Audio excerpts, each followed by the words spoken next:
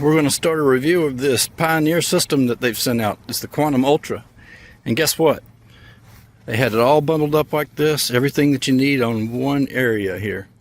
And they send it out via, I don't know, I guess it's called a common carrier, but in this case they use Southeastern Freight. They did an excellent job getting it here. Get it out and we'll start to unbox it in the workshop. All right, we unwrapped the 3 items that we got from Pioneer. We've got the inside portion here. We've got the condenser unit. And then we've got the line kit. We requested the 16-foot line kit. We will get to the unboxing, but first I want to run through some of the tools that you're going to need. Well, you're going to need the proper power supply. This is a 115-volt unit. If you have chosen the one that is the 230-volt unit, you'll need to plan accordingly. But I've got a single breaker over here in my breaker box that I'm going to allocate to this unit. I already had hooked up an RV to it years ago, and in my case I've got it as a 30 amp breaker, and that's a little bit too high. I'm probably going to bring that back down to a 20 amp breaker. I don't plug an RV into that anymore, and I've already got the wire close to where I want it to be, so you'll need to plan accordingly for that. You'll also need a disconnect switch and several other things. So I'm going to show what those other things, some of the other things are now. This is not meant to be a comprehensive list, but it will give you a really good idea of the other things that you need and what you're getting into, because this is an advanced DIY project. I've done one other mini split. What we've got here is a disconnect. This is a simple 60 amp disconnect made by Midwest. GE may make the same exact one, just relabeled. You can get that at a big box store like Home Depot. An electrical whip. That electrical whip, so that's going to be on the outside of the house, so you can by code have this where you can switch it off easily. You might need to, depending on where you are, you might need to have an outlet. Also, they have outlets built into this for like a 115 outlet. This is an electrical whip, so it'll come out of here and then it'll go into the side of this unit. And then you'll need, these come pre-charged with the coolant in them. So you don't have to deal with any of that, but you do have to vacuum out these lines once you set up everything. And you'll need to vacuum them out. So you'll need a set of gauges. I already had this for some automotive purposes. You can get that.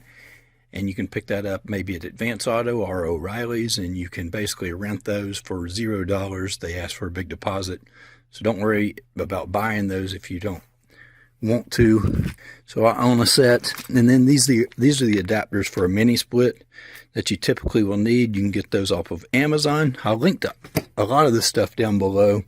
Amazon links or Walmart links or whatever I want to link to there. And then you'll need a vacuum pump. And also you can rent one of these at an auto parts store for nearly nothing. You can get a vacuum pump and gauges for less than maybe $140 on Amazon. And then you own it. This is called Nylog. This will help make sure your connections don't leak. And it's Nylog Blue. So the connections that you make from your kit here, this will be very helpful. Now this already comes with flared tips. I'll show you one other thing that you might want to get here in a moment so you can have exact length lines. That really gives a professional look. Here is the base that we're going to put this on. This one's made by Diversitech. It is 18 by 36. Fits almost every mini split that you can think of. So that's some of the things you need. Now let me show you the other item. Actually, 2 other items.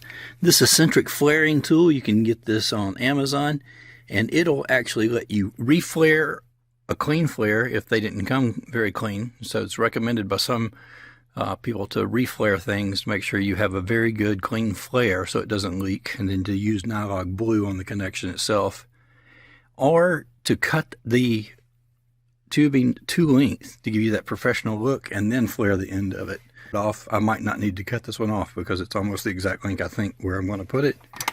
And then if you need to bend the copper tubing, you can pick up a copper tubing bender here. So that's a lot of the tools. Not comprehensive because you'll need a couple of adjustable wrenches. If you're going through walls, you'll need a hole saw of the right length, of the right size, and some other things. Not comprehensive here, but again, look, a list of the tools, and these things are down below. You can beg, borrow, or rent them. All right, let's get to the unboxing.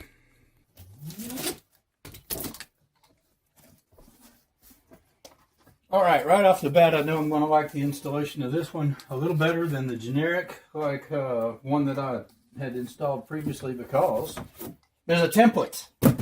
The other one that I installed, and you can look up that video, did not have a template.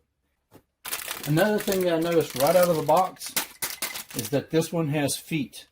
So to isolate and dampen, here's your tubing kit for your condensate. You have a remote control with the unit. Got a remote control holder and several other things. Let's go ahead and take a look at this.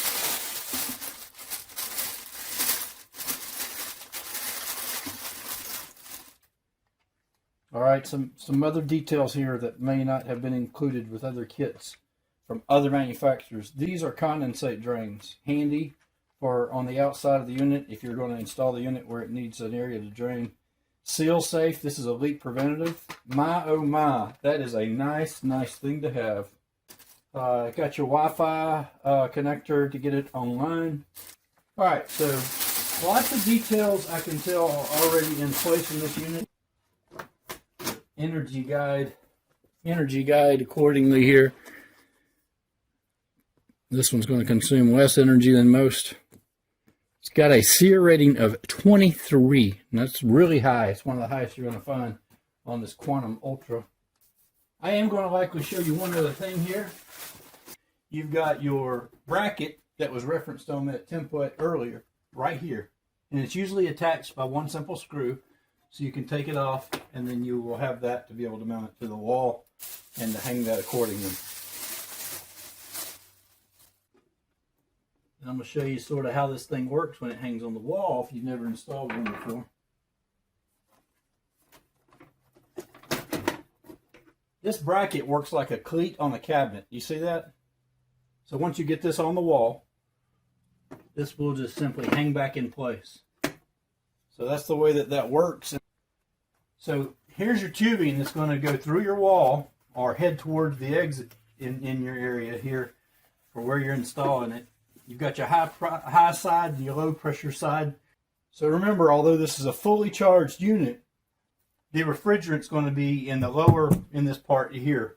So that's the area that the refrigerant's actually in. And at the point that you vacuum out the line set and everything, once you've got it connected, then you will release the refrigerant into the overall system. Now that doesn't mean that this system is not pressurized. A lot of times they'll pressurize this part of the system with nitrogen to keep all of the moisture out. Lift this off now that the straps are cut. All right, so you're getting a look at it at the same time I am. Pioneer here. Let me just point out just a couple of things as soon as I unpackage it that are different here than some of the cheapest units you might buy. So you're really getting what you pay for here by going with a more quality Pioneer unit, and they're still very affordable. Is that some of the lower cost units will not have anything to block this coil right here from getting smashed or from getting kicked or from the lawnmower hitting it or things like that. Even the back of these units are sometimes not protected when they may not even put something on here like this. So you're getting extra things here where they're not cutting costs. So those are really good things for you to know. And let's take a look at the installation kit that they provide here. A little more insulation wrap. More of that condensation hose that you can put together, I'm sure. Now this is a really good thing that's not included with a lot of kits. These things start to add up if you're just choosing the least expensive mini split on the market. This is a wall sleeve. These are not included with the cheap kits. And here's some wrap. My experience is that is included with some certain kits. And then what we have here, and was included with some of the other things I've done before, is plasticine. And this is simply like a putty. So after you make your penetration through your wall and everything, you can come back in there and you can seal that up. As I said before, we requested a kit that was 16 feet long, a looks like we're going to be in good shape with the condensation kits out of here. So we got some more condensation pipe accordingly. What else do we have? We've got another wall sleeve, some more wrap. Now we already had wrap here, but now we're covered dually in here. That's because these tubing kits may come from a different supplier at different times. Also, another piece to the sleeve.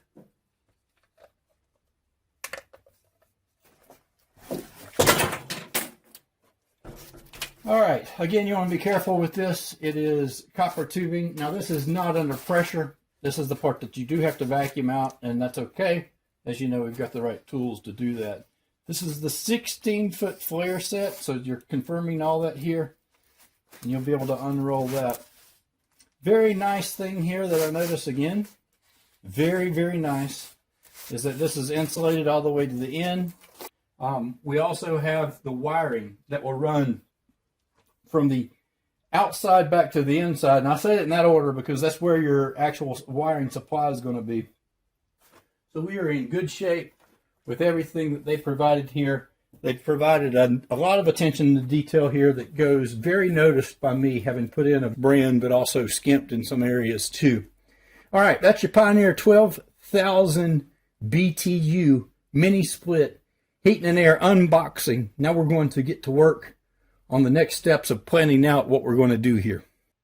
All right, that's the end of part one, the unboxing.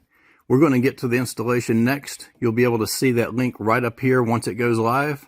Look down below for all the parts and things that you've seen here, and I'll have that in every one of the videos. Thanks for watching. Please watch the next part, and like, share, and subscribe.